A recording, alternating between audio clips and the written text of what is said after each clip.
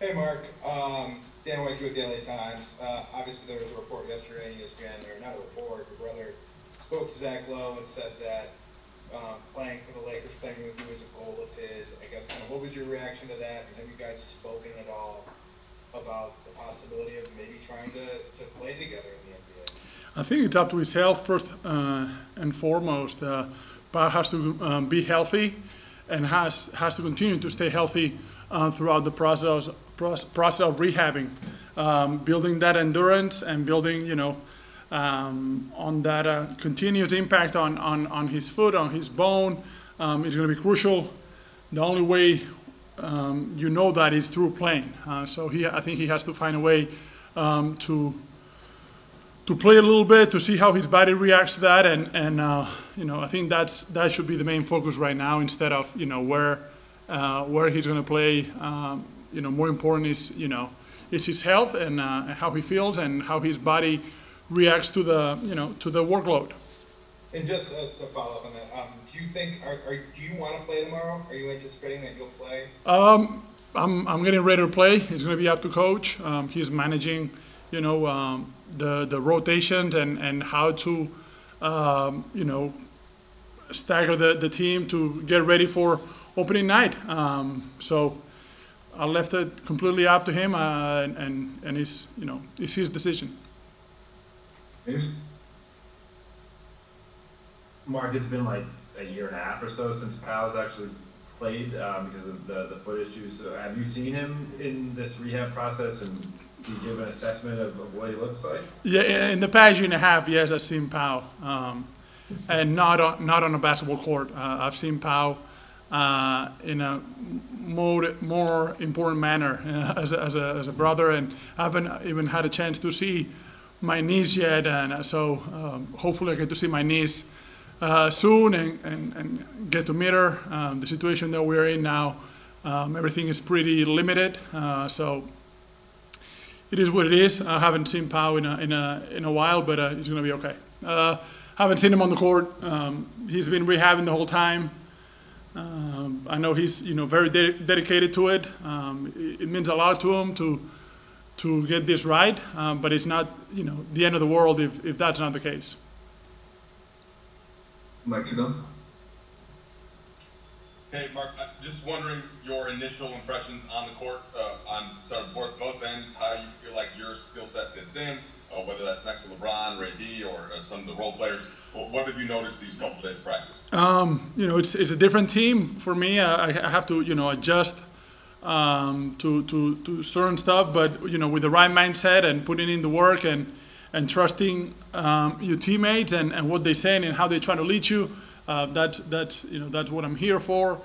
Once I get all the terminology and the timing of things on the defensive end, especially in transition, I'm going to be able to be much more effective defensively once I understand a little bit more and go through the process of of mixing minutes with the guys. My impressions are really good. Very fast solution mindset team. They find triggers so easily. Obviously, they're very talented. Everyone knows their role. Very deep team. Very good coaching staff. I mean, what else do you want me to say to the champions? All right, Condon. Hey, Mark. You talked a lot when you signed about your understanding of your role, and so sort of building on Mike's question there, how, so far in practice, how close is the role you kind of imagine to the role it feels like you're going to have, and then two, throughout in the 4 preseason games, do you have a goal for maybe how much you'd like to play or how many minutes you'd like in a game? As far as the second question, the goal in preseason games is to build that endurance and build the minutes and go through the process of getting back on the court and playing as many reps as you can with the guys. You don't look, at least I never look for anything else. It's kind of getting a feel of a real live game with referees at the arena. Getting those routines in place and getting through the process of mixing with the guys, communicating, fixing issues on, during the game, timeouts, all that stuff. That's always been my goal during preseason games in any situation that I've been in. Finding also, kind of like how can you help in different places.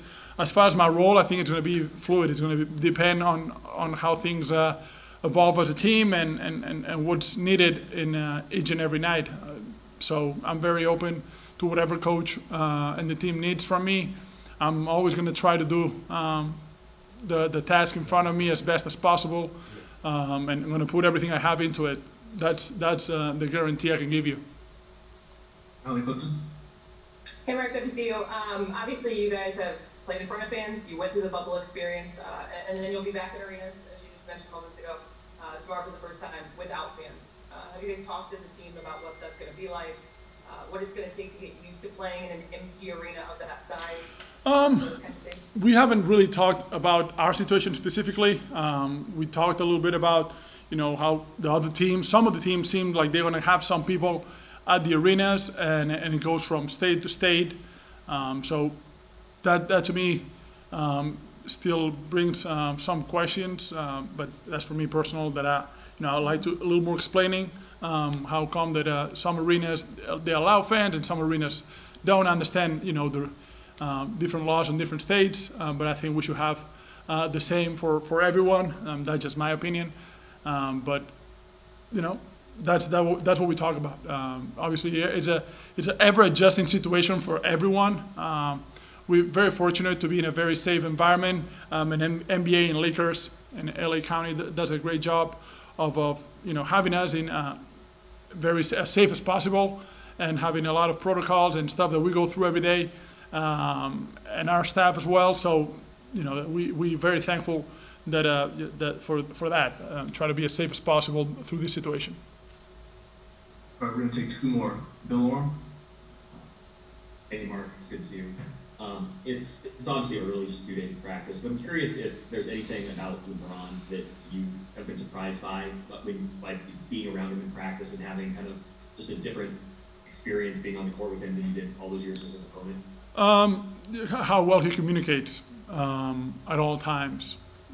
I really respect that, and I'm very thankful because me as a new guy, having him kind of telling you, the things that they're looking for, and the things that you can do better or you're doing really good, and things of that matter. It's good. It speeds up the process of being a part of the team and being effective for the best of the group. So how well he communicates, and that's very positive.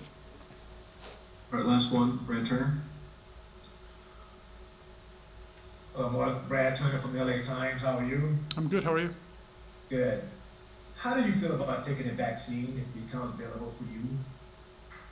Say that again. If the vaccine becomes available, how do you feel about taking it? Are you prepared to do that for you and your family? I think there's people right now that need the vaccine more than we do. We're very fortunate, like I said before, to be in a very safe environment. Statistically, the virus doesn't affect a 35-year-old male as much as it affects other people that are more at risk and more vulnerable to the virus. So I would prefer that the vaccine obviously goes to the people that need it the most, instead of us. That's just, to me, common sense.